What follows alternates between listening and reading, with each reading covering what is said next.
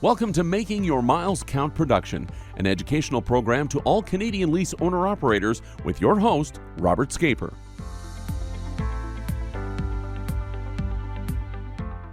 So you're thinking about upgrading your car but want to keep your costs as low as possible.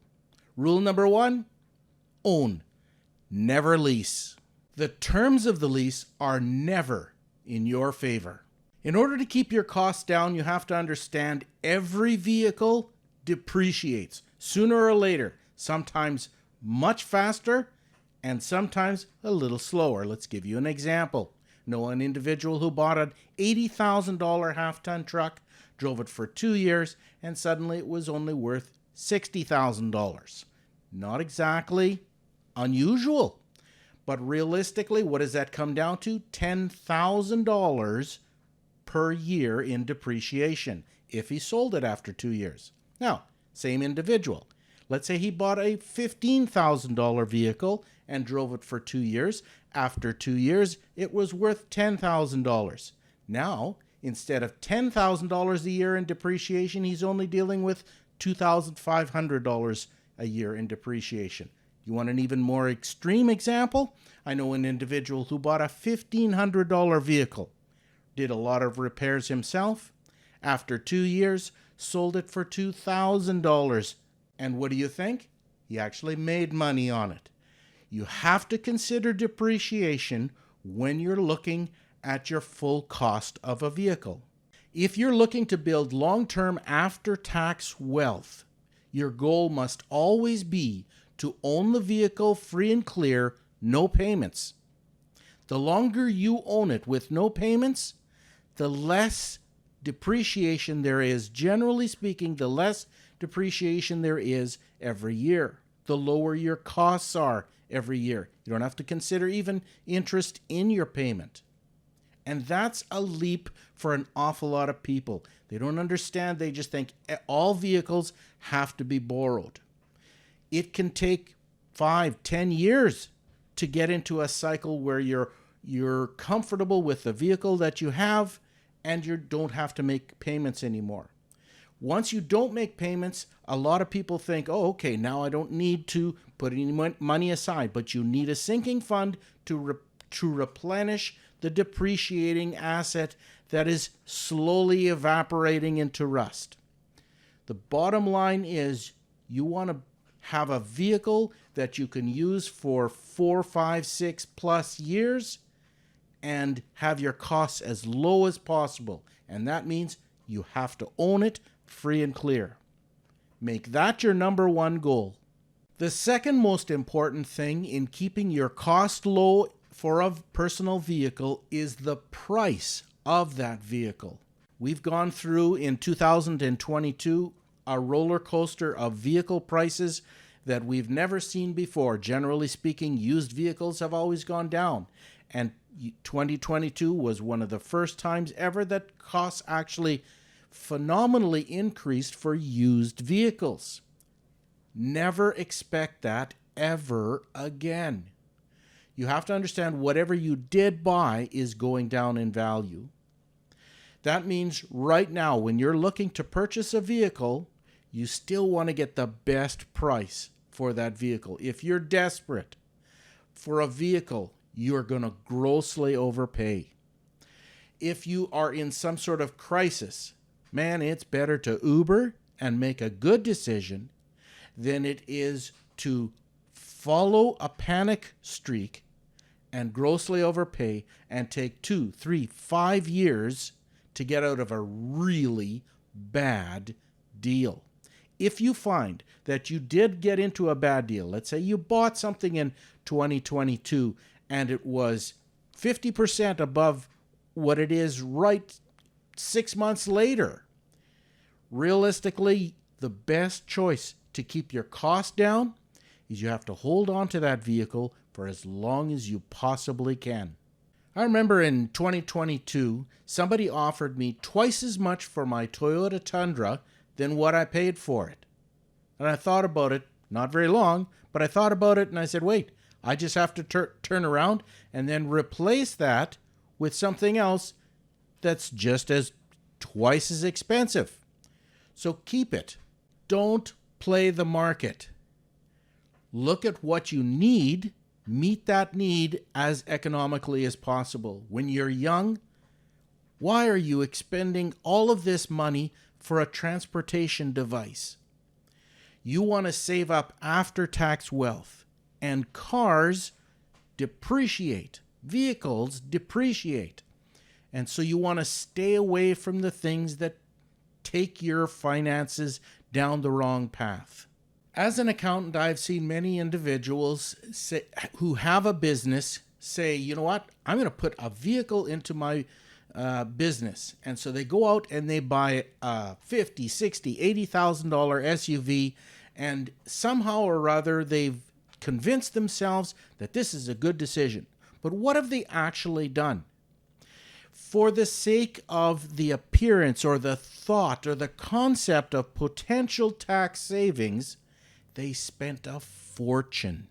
They guaranteed $10,000, $15,000 a year of depreciation, an expense not sure it doesn't go to the government, but absolutely it goes to a financing company or it goes into thin air, the dealership.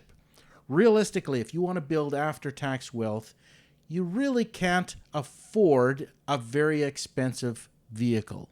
If you're still listening and you're not turned off by the idea of driving a beater, I've got something even better for you. One of the best ways to actually have your automobile make money for you is to think through what you're doing and plan accordingly. Some people can do it, some people can't. If you are self-employed, you cannot do this. But if you're incorporated, here's a great idea. The first thing, do not put a vehicle into your corporation, but have your corporation pay you cents per kilometer for the use of your personal vehicle. What that does is, when you get reimbursed by your corporation, you get paid in what's called after-tax money or non-taxable benefits. I'll give you an example. If you were my employee and I told you to go and use your personal vehicle, and you went out and you did those errands for me and you gave me the proper documentation, and it said your beginning and ending odometer shows 100 kilometers, and we agreed that 50 cents a kilometer I'll be paying you as an employer, you would get a check for $50.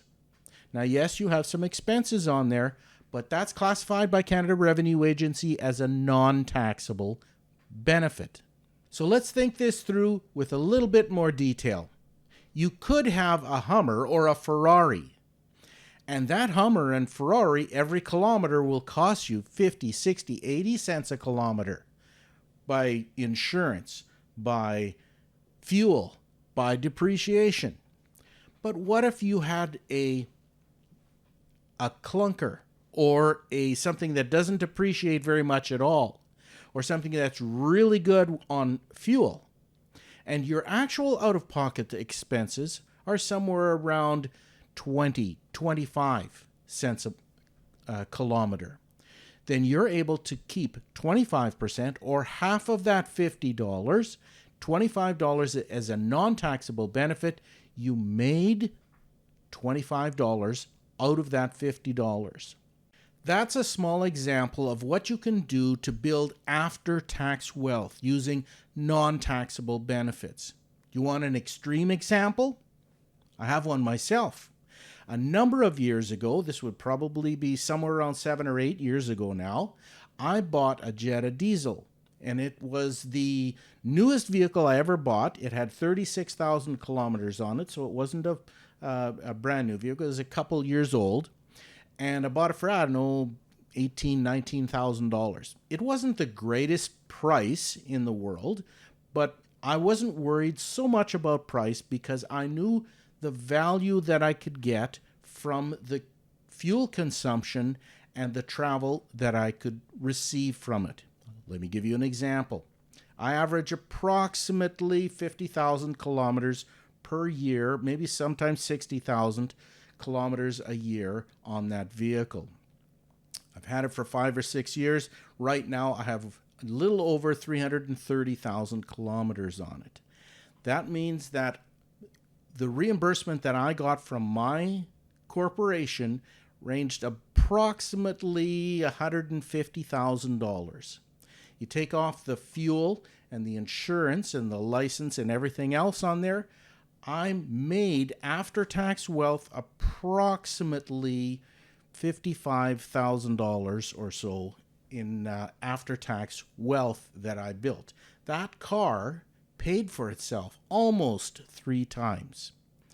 That's an extreme example. There are some restrictions on the cents per kilometer, because after 5,000 kilometers in a year per vehicle, the cents per kilometer remuneration actually goes down. But even then, the benefits is staggering. If you're looking to actually gain after-tax wealth, you have to think through these processes. Why are you buying what you want to buy? If you are looking at a $50,000, $60,000 SUV and saying things like, yeah, well, I need something reliable for my kids. Reliability doesn't come at a high price tag. It doesn't have to anyway.